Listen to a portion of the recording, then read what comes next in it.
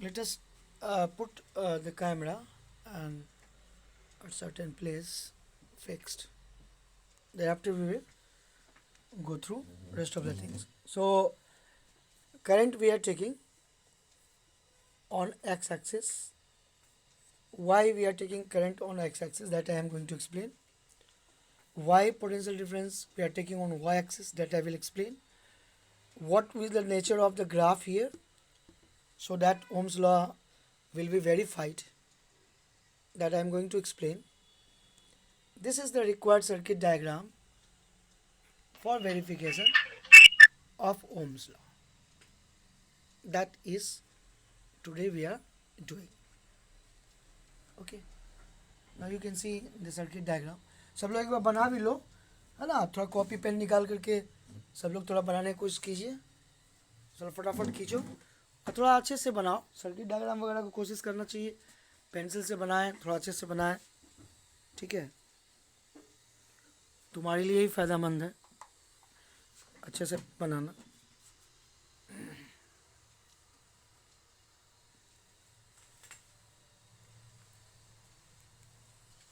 Okay, let me fix this.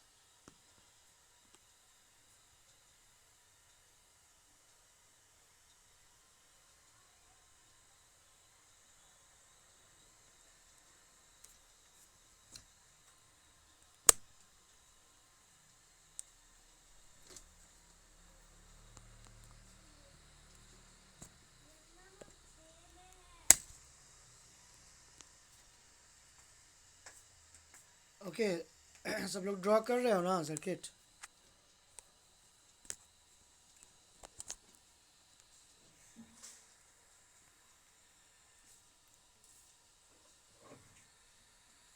Mukul draw कर लिया circuit.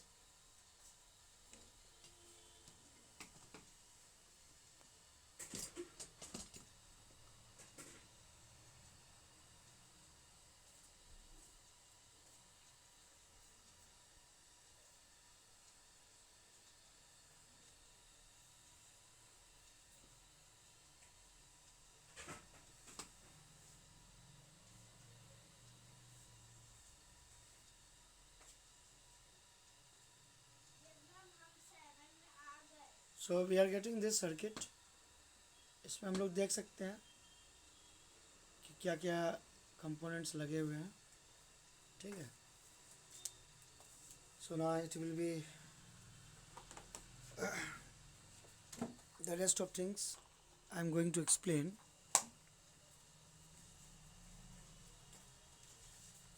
Now this first question, why current we are taking on x-axis. Okay. Second, why we are taking potential difference v on y-axis. लेकिन graph में हम लोग कहते हैं v versus i, है ना. v versus i. या फिर स्टेटमेंट में भी अगर गौर करना, ओम्स लॉ का स्टेटमेंट क्या है, current flowing is directly proportional to applied potential difference. Okay.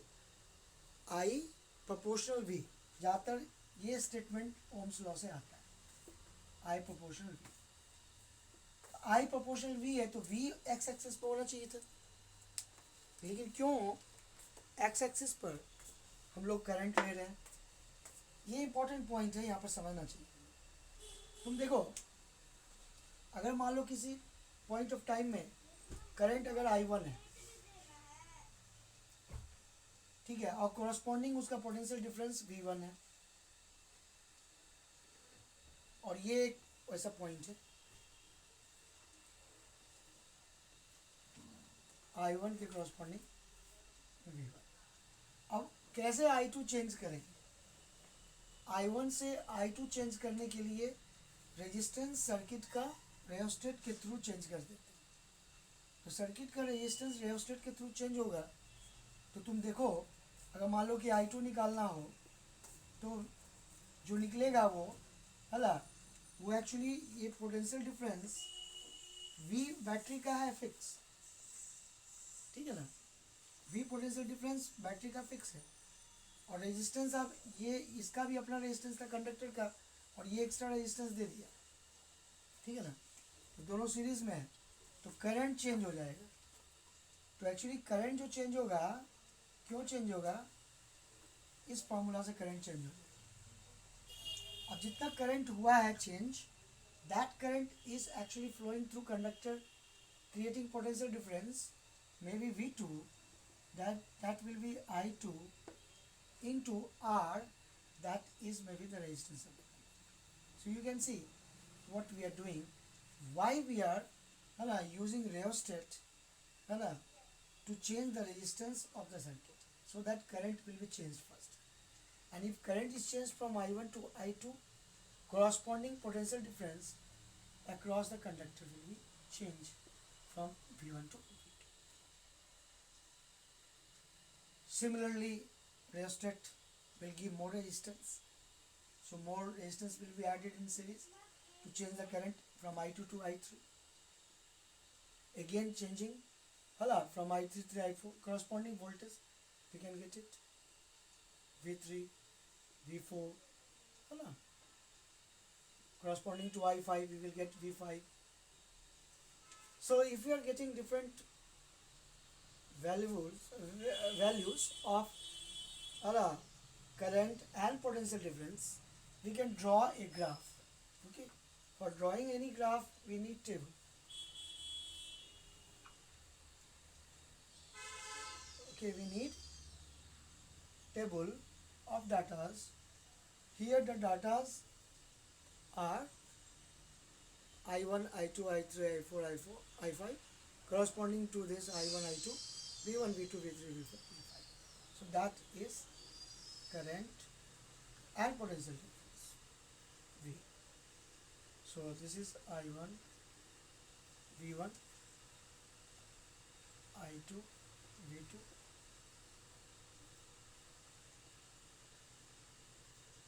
और so on like this.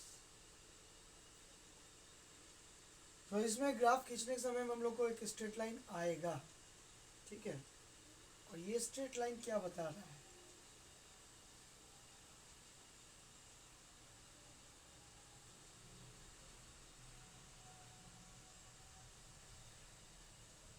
ये स्ट्रेट लाइन क्या बता रहा है?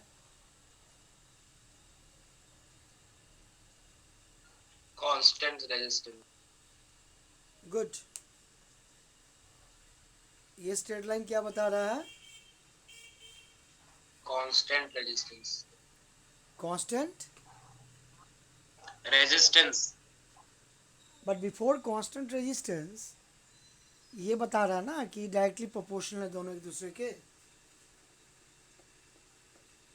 सर ओम्स लॉ वेरीफाई कर रहा है. हाँ, पहले तो ये वेरीफाई ओम्स लॉ कर रहा है. हाँ, अब रेजिस्टेंस का अगर चर्चा करना है तो स्लोप ऑफ द ग्राफ ले लेंगे किसी दो पॉइंट के बीच में.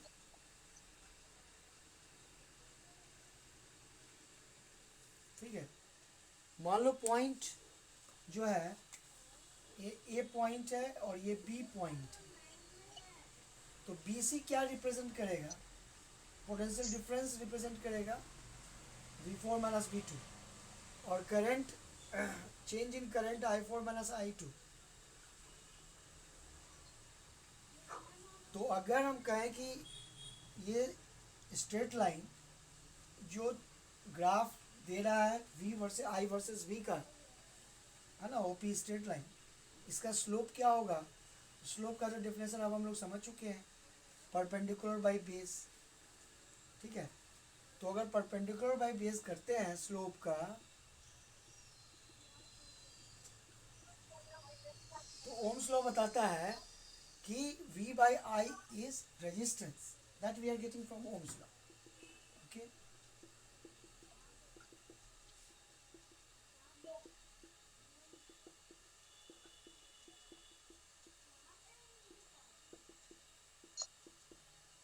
So we can say that here slope is actually resistance.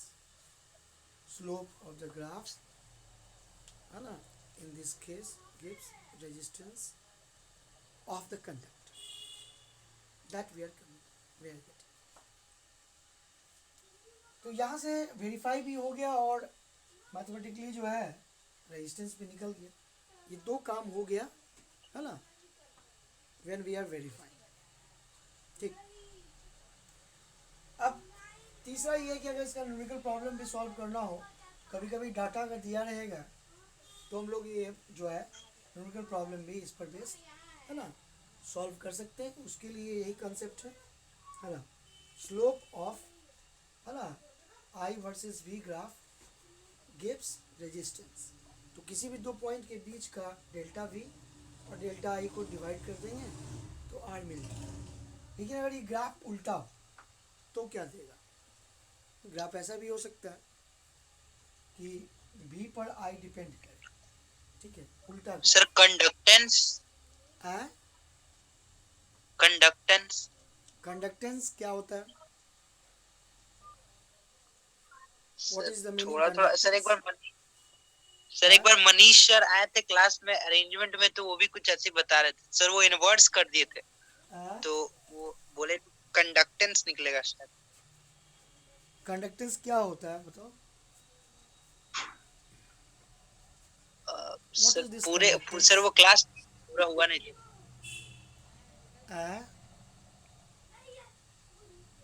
Sir, अच्छे से नहीं मालूम। नहीं, कंडक्टेंस का मतलब क्या हुआ? इसको किस सिंबल से दिखाते हैं कंडक्टेंस को?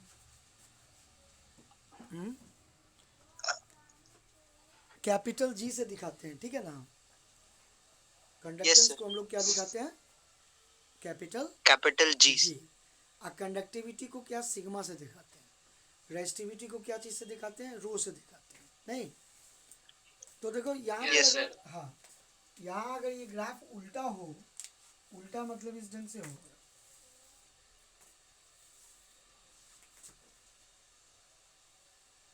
वी अगर लें एक्स एक्सिस पर और वाई एक्सिस पर आई लें, तो ये ग्राफ जो इंफॉर्मेशन देगा उसका रिसिप्रोकल करेंगे तब रेजिस्टेंस मिलेगा। एक्चुअली वो स्लोप क्या देगा? I versus I divide by B देगा, ठीक है। तो इसका स्लोप जो है ना उसका रिसिप्रोकल करना होगा इस केस में। तो अगर कोई ग्राफ इस ढंग का हो, ठीक है, और दो पॉइंट के बीच का अगर हम लोग बात करते हैं तो तुम देख सकते हो स्लोप जो है delta I versus delta V, ठीक है।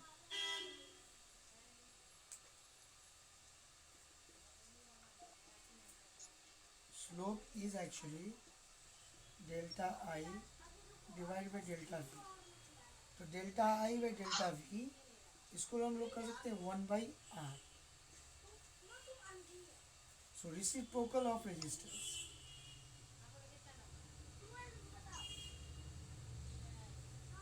so okay, it is reciprocal of resistance,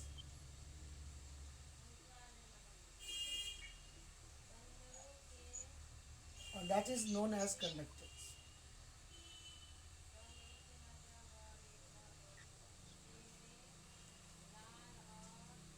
ठीक है ना।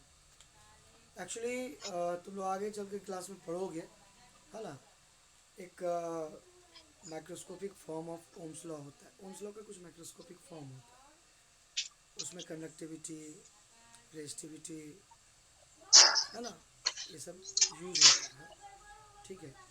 लेकिन यहाँ पर चलो हम लोग slowly we have got the idea now है ना, what is the meaning resistance and how we can find it the resistance with the help of ना टू डिफरेंट ग्राफ्स।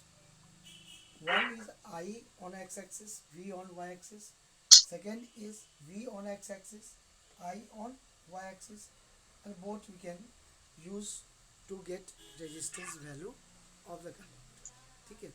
तो ये रेजिस्टेंस हो गया ये कंडक्टर का। तो यहाँ तक रेजिस्टेंस का मतलब तो हो गया।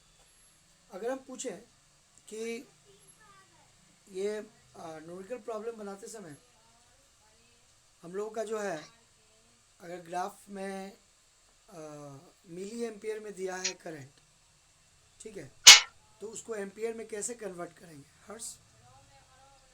सर 10⁻³ से इनटू कर देंगे सर उसको।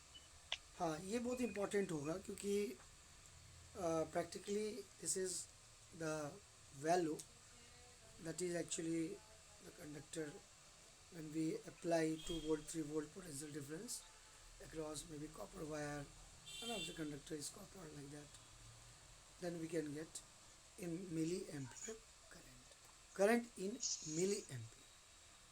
So this is the practical part ना we have to है ना observe.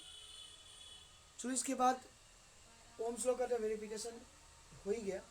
इसमें एक चीज़ है कि रेजिस्टेंस डिपेंड करता है जिस फैक्टर्स पर कल भी हम लोग चर्चा कर रहे थे, वो है length, area of cross section. तो उसको अगर हम लोग यूज़ करें तो हम लोग वहाँ से भी एक कांस्टेंट लाएंगे, जिस कांस्टेंट को हम लोग रेजिस्टिविटी कहेंगे. क्या कहेंगे? कांस्टेंट को रेजिस्टिविटी. और रेजिस्टिविटी का भी एक बड़ा इम्पोर्टेंट रोल है ना. कंडक्टर की रेजिस्टिविटी कम होता है या ज़्यादा होता है? कम होता है सर. कम होता है. किस रेंज में होता है? अगर हम पूछें क्या रेंज है resistivity of any conductor? Sir 10 to the power -8 के आसपास. और एलॉयज का जो है ना, मान लो मेटल्स का, ठीक है, मेटल्स का ज़्यादातर 10 to the power -8 के रेंज में होता है ना. यस. और एलॉयज का किस रेंज में होता है? सर 6 -6 के रेंज में, थोड़ा ज़्यादा हो गया, ठीक है ना. यस.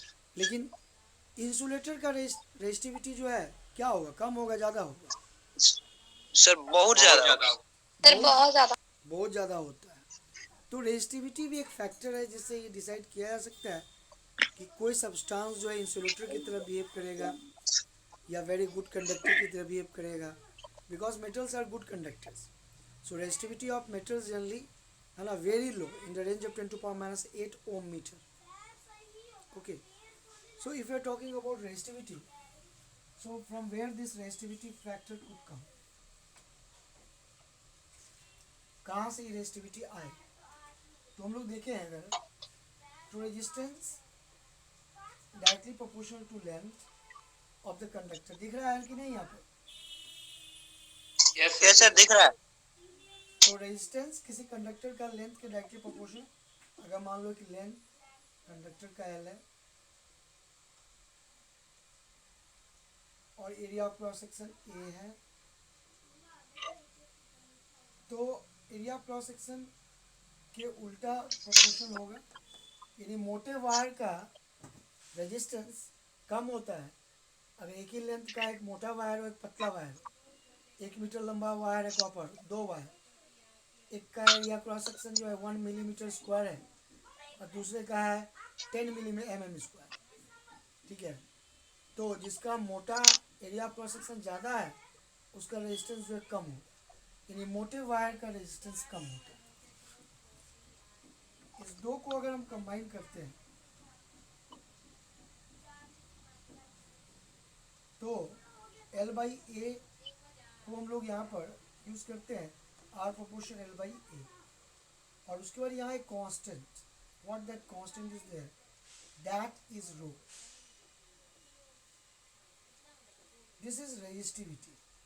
इसको हम लोग पढ़ते हैं rho, Greek letter rho, and this is known as resistivity of the conductor. Material of the conductor.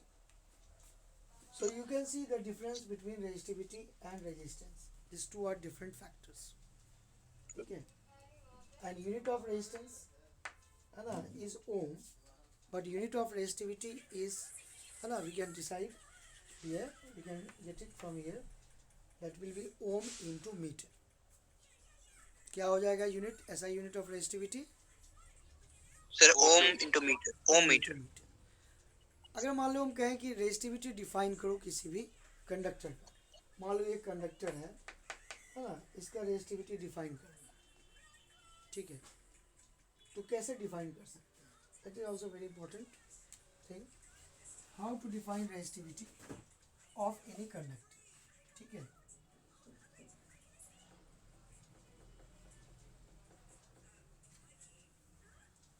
तो रेजिस्टिविटी रो को हम लोग डिफाइन कर सकते हैं. कैसे डिफाइन कर सकते हैं?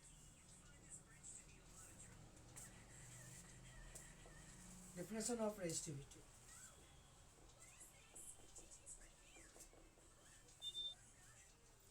अगर मान लो कि ठीक है ये कंडक्टर का लेंथ यूनिट हो, है ना, 1 मीटर हो या यूनिटी हो कह सकते हैं,